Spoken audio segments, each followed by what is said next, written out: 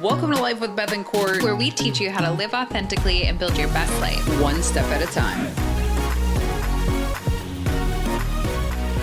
Welcome back to another episode of Life with Beth and Court. I'm Beth. I'm Court. And today we're talking about the power of patience.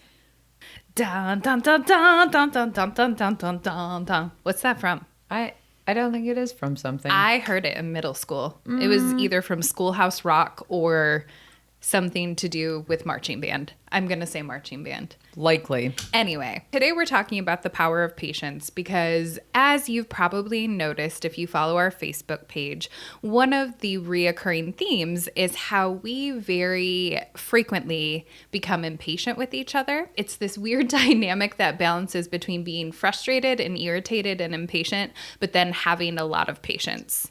Mainly, I'm just saying Beth has a lot of patience to put up with me. I was going to say, I don't know. I think I'm fairly patient with you. I mean, if you think of some of the stories we've encountered, yes, I think you've earned that title of being patient with me for the past 4 years.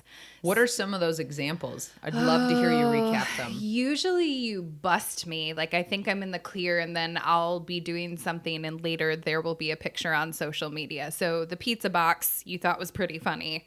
It just opened that way. The pizza box has a pull tab on the top that if you just patiently unzip it, it comes out very nice. And instead, Court ripped it open like a savage. Like a savage? Like a savage. She just ripped it open from the center of the box. So there was the pizza box. There was the coffee where I was really frustrated and I wanted my coffee. So I put my cup underneath. You know, you do the swap out like...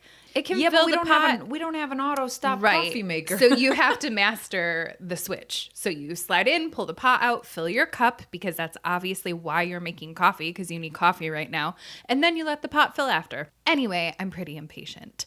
So we joke about it a lot, but then we started thinking about it and really, even though it's funny, there really is a serious part of being patient. And we do give each other a lot of grace and we are patient in our relationship. And not only with each other, but we know it's very important to be patient with children, with other people, in your friendships, in the workplace. There are just a lot of areas where it's actually important. I think back to when I first started watching you work with children, when you were the director of a child care center, and watching you work with children who were having an absolute meltdown, like the kind where there's liquid coming out of every orifice, like snot running down their face, tears running down their cheeks, even drool sometimes, like when the kid is really worked up and you as the director would step in to try to help the teacher out. And to watch you come down to their level, say something like, it sounds like you're having a really tough time right now, and asking them what they're feeling. And you watch this child go from, overwhelmed, screaming, hitting, punching. And then when you ask them the questions about how they're feeling and it sounds like you're having a tough time, how can I support you right now? Would you like a hug? And you come to find out that the problem, what's overwhelming them, is that they're just sad and they miss their mom. They want a hug. Right. And so you go from having this kid like bite and kick and scream to, I'm just really sad because I miss my mom and I need a hug right now. And so you think about like how big our emotions are as adults, and for that to, be taking place in such a small kid who's just learning how to identify their emotions. And when we see a meltdown like that, that's emotional overwhelm for them. Right. And the easier option would be, I don't have time for this. Like when you're done crying, you come find me or whatever. When you're done behaving this way, that's the easy option, is to say, I don't have time. I have to do the dishes. I have to do the laundry. I have all of these things to do. But truthfully, you're missing an opportunity with patience to really get to the bottom of what's going on. And so not only from a child standpoint, but thinking about with other adults in a relationship, in a conflict, maybe like, I don't have time to deal with you. You're upset. I'm going to walk away. Like, think of everything that you're potentially missing to get to the bottom of it. And then also for children and adults, like, what does that tell them about value? I don't value you enough to stay present in this moment with you when you're really having a hard time. And you're walking away from them, right? So they're already upset. They're already having a hard time. And you're like, you're not important enough for me to stick around for this. Now, disclaimer, there is a difference in conflict or in situations where you cannot be there because it might escalate and be worse, but then use kind words and say, this is really important that we talk through this. And I can tell you're really upset. I need to regain my patience. I need to cool down. I need to get out of emotional dysregulation, and then we'll have this conversation. And then having the patience to sit through, it might be about something else. 9 times out of 10, when people are upset, it's a secondary emotion from something else. So then having the patience to sit and really dig through what's going on and finding a solution together. Talking about patience in not only relationship with your significant other, but also in friendships or in family. Say, for example, you've had a conflict and you're working on a solution together. And so the other person says, Beth's gonna love this one. Okay, I promise I'll do the dishes more. So the agreement's been made, a solution has been found, but you also have to have patience that one, it's not going to be pretty right away and that we're all human and we need grace. So having the patience for that pattern to develop. I have witnessed many fights go from something minor to something major when it didn't need to escalate to that, if only either side would have paused to actually have the patience to figure out what the root cause is. So let's say, I don't know, someone in the relationship doesn't fold blankets when they use them. Like they Wait, is this you trying to tell me something you need me to do? I actually don't mind that, but if you could do the dishes, that would be great. I knew the dishes were going to come out somewhere. But so let's say that, you know, one person grows impatient and hasn't learned how to communicate effectively, and they say something pretty disrespectful like, why can't you just fold the damn blankets when you use them? Right? Ooh, that would be very hurtful. There's a better way of saying that. So person A initiates that conflict. Mm-hmm. Person B now has a chance to de-escalate it right at this point, though, and use some patience and say, I hear that you're really upset about the blankets. I'm feeling like there's something more to this than me just not folding the blankets. Mm-hmm. What's going on? Mm-hmm. And opening that up to a bigger conversation rather than throwing something disrespectful back, like, get off my back. All you ever do is nag me, right? Again, super disrespectful. And now something that could have been de-escalated in the beginning stages can turn into this big, ugly fight. And you say things that you can't take back. And so having the patience to effectively communicate on the front end what's bothering you. Mm-hmm. If you've never told this person before that them not folding the blankets upsets you, right, how are they to know that every time you see an unfolded blanket that it's upsetting to you? And then on the other side of it, if someone's exploding about something that's seemingly minor, what's the real cause behind that? So I'm going to take it another way and say the other person goes, you know what? You're right. I do suck at folding the blankets. I can tell it really bothers you. I'm going to fold the blankets from this point on, forevermore, I'm going to fold the blankets, right? Like, it's a novel thought. Hefty promise. It is. And like, I truly believe, so let's talk about the dishes. When I'm like, I'm going to do the dishes more often. I'm going to do it 10 times in a month. All of these things, my intentions are so good. I see you smirking through the pop filter. I love that. I love that you use the example of doing the dishes 10 times in a month as being like super excessive and such a grand gesture. It is. It's like 1/3 of the days in the month. So anyway, however grand the gesture is, and say they're super willing and excited to be helpful, the person who's committing to it, you have to be patient with yourself, because if you set yourself up like, I'm never going to miss a day doing the dishes or folding the blankets, if you miss it, you're going to be so hard on yourself. So you have to have patience with yourself anytime you're developing a new skill or tool. Person one, yes, say, I'm going to commit and try really hard to doing this, but I'm also going to be patient with myself and understand that it might not be perfect.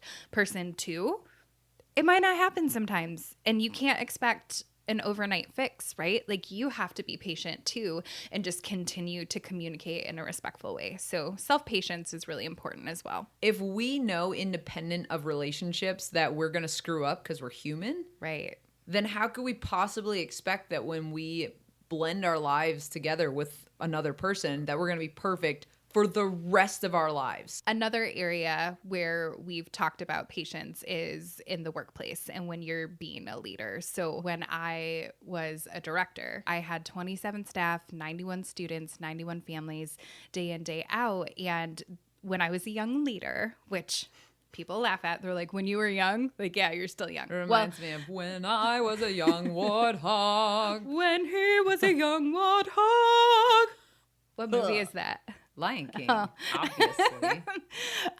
When I was a young leader, I was all about getting it done. Like, let's go, check mark, like, you do this, I'll do that. Like, let's just get it done, get it done, get it done. And on the other side, my team was like, well, why? Like, what's the why behind what we're doing? Like, why are we having to do this? I'm like, I don't have time to explain to you. Let's just do it. Very dictatorish. As I grew as a leader, I started to realize I had to have patience. One, because when you're going so fast, there's margin for error. And two, it was really important to slow down and develop that relationship with them and also explain, like, some people, as from the disc, need to know why they're doing what they're doing and why it's important. I just remember that back and forth happening of where I would get impatient, they would get impatient, and we both were feeling it for the same reasons, and we both were not giving that grace and space. And so I just think of it in relation to work, like, we are in the hustle and bustle lifestyle, right? Like, get it done, go hard, work X amount of hours. And I don't live that life anymore, and I'm very grateful. I'm very happy with my job now. But there's this impatience, and it flexes both sides, and it creates conflict. And when there's conflict, you're not going to get the common goal done. Another way that patience is applied in leadership, I remember having a conversation with one of my previous mentors, and he was like, you are phenomenal at coming up with solutions, and you move very quickly, and your brain works rapid fire, but you have to start letting other people get to the answers. Ooh, yes. That's so tough because I'm like, why? And I literally asked him, I was like, why? I already have the answers. And he's like, and they're good. They're good answers. That's my C tendencies coming out because I have to be right. But truthfully, though, I mean, we had the talk and I could understand it from his point of view. And I understood, like, yeah, that's true because I can't be the only one coming up with solutions. I need to train others. Even if they're not my direct staff, I need to train the others around me. I'm leading them just as much as I am the people that I am actually supervising. And so it was my role to stop giving answers, especially in marketing. It's pretty easy because everyone's like, I have no idea how to do your job, or I have no idea what we need or what marketing is available. So it's very easy to just be like, well, like this, boop, boop, boop, boop, boop. And truthfully, I needed to slow down and say, all right, so, and this happens a lot. This is a pretty good example when people would come in and say, I need a flyer for this. Okay, well, what do you need that flyer for? Well, because I want to promote the program. Okay, but where's the flyer going to go? Like around where? Here? We don't put flyers out here. Oh, okay, well, who's it going to go to? So asking him all these questions, to me, what I wanted to say is, we're not making you a flyer.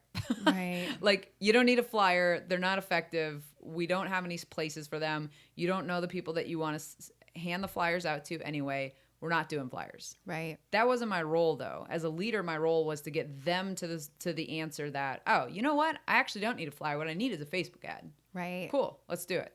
And so having that patience to go through that process with different people, different colleagues that I work with when it's my job to support them and promoting their programs. And that was really hard for me. Still to this day, if I'm not being conscious of it and I'm not actually putting intention into the words I'm saying, I will just mow right over them and be like, here's the solution one for you, here's one for you, here's one for you, here's one for you. It's the same for me, and it's because it's easier and it's faster, right? So Way going faster. back to that work lifestyle of like, get it done, get it done, get it done, and then bringing it back full circle to children, right? So with children and adults, there's passive learning and there's receptive learning. Receptive learning is when you're letting the adults, say the flyer example, or the child learn and asking them open-ended questions. Well, what do you think's going to happen? What do you think you should do? Because then they're literally building the neural pathways that are putting that into their brain, and they will remember how to do it because they figured it out on their own. Passive learning, adult example, I'm just going to do it for them because it's quicker. Child example, I'm going to put them in front of a television to learn, right? Like, so I understand that not all shows are that way. There are shows that are like, asking questions and what should you do, but the ones that are, there's no engagement, that's passive learning, which means it's not going to retain. And it's not helping them build any skills. Same for adults. If we're doing the work for them, it's not going to help them build those skills. Yeah, and even when you're trying to help someone learn from a past experience that, like, let's say, we do a lot of events. And so let's say that, something didn't work as well as it could have at one event.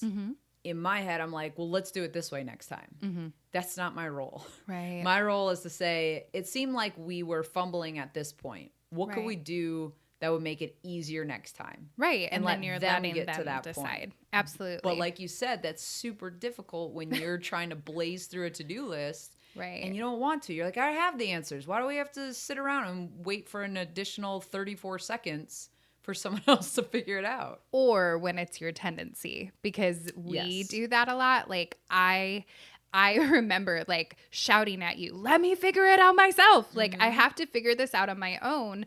And even like if I'm doing something on my phone or my computer, your inclination is to like point or like touch the screen or whatever. And it drives me insane because I'm like, Beth Ann, like I know you're trying to make this go faster, but like if I'm going to learn how to do this, I have to learn how to do it.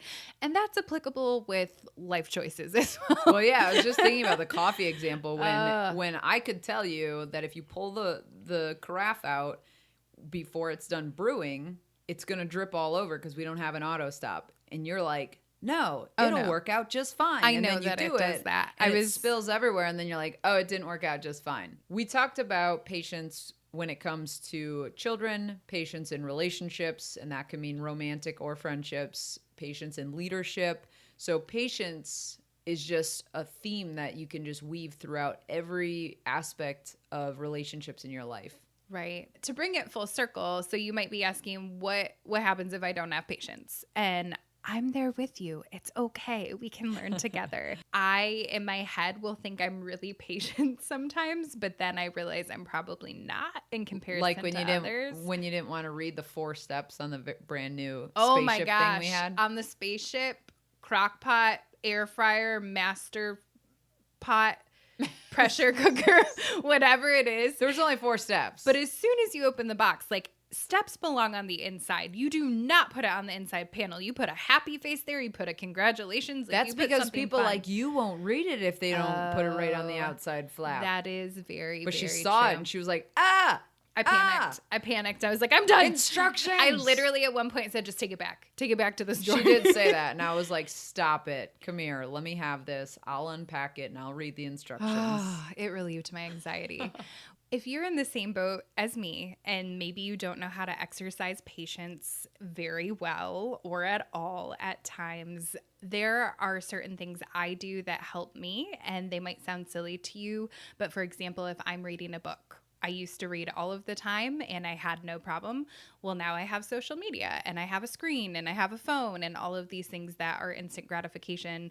I actually set a timer when I read. And I force myself to sit there and be present. And I usually set a timer for 20 minutes. And I train myself, you're not moving until that goes off. And if you want to be done at that time, that's fine. Same for meditation. Same for exercising. Another example that might be helpful if you have children.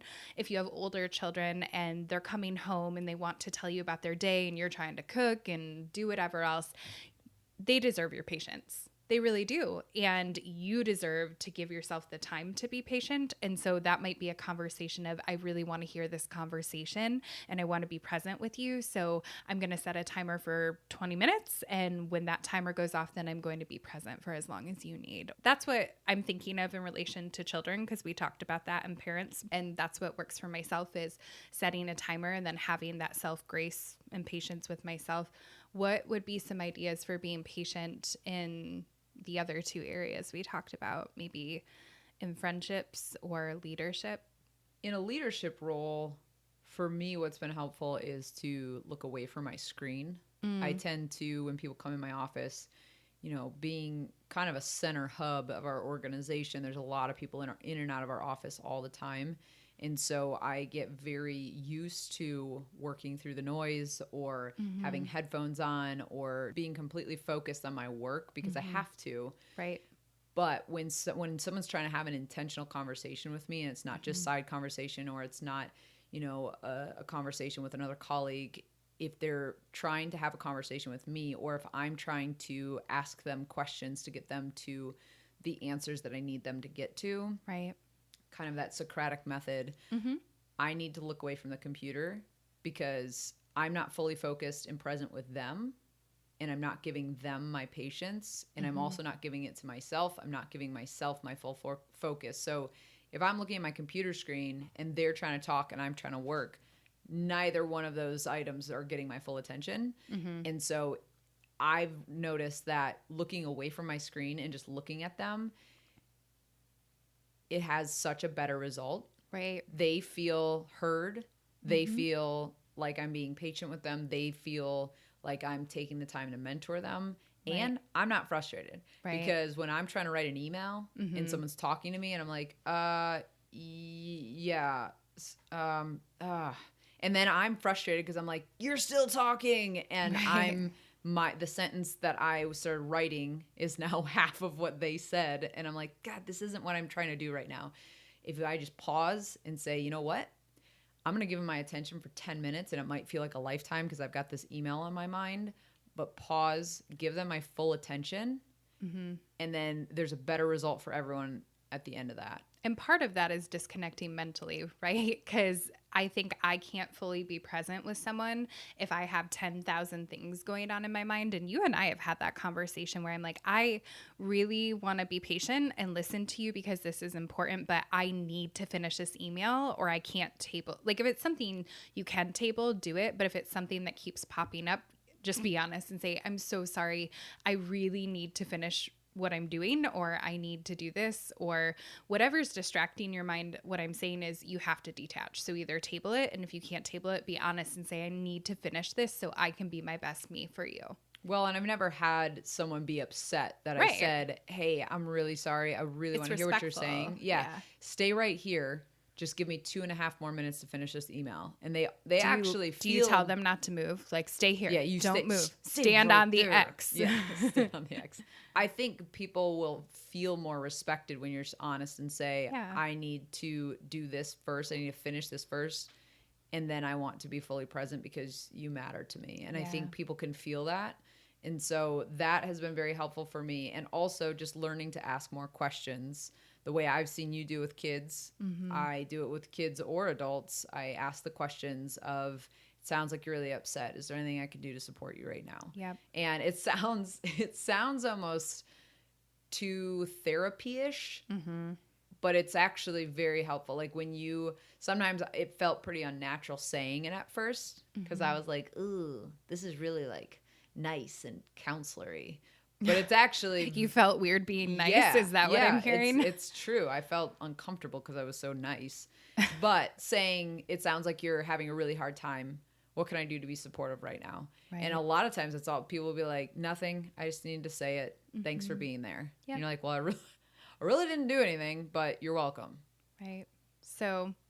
that, my friends, is the power of patience in a very small nutshell. So we encourage you to look for opportunities this coming week of where you can exercise patience, whether that's with your kids, whether that's with your significant other at work, and tell us what you notice. I feel pretty confident that if you're implementing it and just slowing down and allowing patience with other people or even for yourself, that you are going to notice a difference. But don't be discouraged if someone says, why are you talking so weird? I'm practicing patience. You're welcome. That definitely happened when you're trying out these new communication methods and trying to be patient. Sometimes people will be like, you're being weird. Right. So don't worry about it. Try to make it your own. Obviously, the exact words we say might not be what you say because it's not comfortable or natural for you, but try it out, test it out. Let us know how they go. Yeah. You can find us over on lifewithbethandcourt.com on our website. You can hit up the show notes. You can find us on Instagram. You can either direct message us or comment on a post there, or you can find us on Facebook at lifewithbethancourt.com. We had a blast hanging out with you today, and we hope it was the same for you. We will talk to you next week, and until then, keep building your best life. Bye, guys.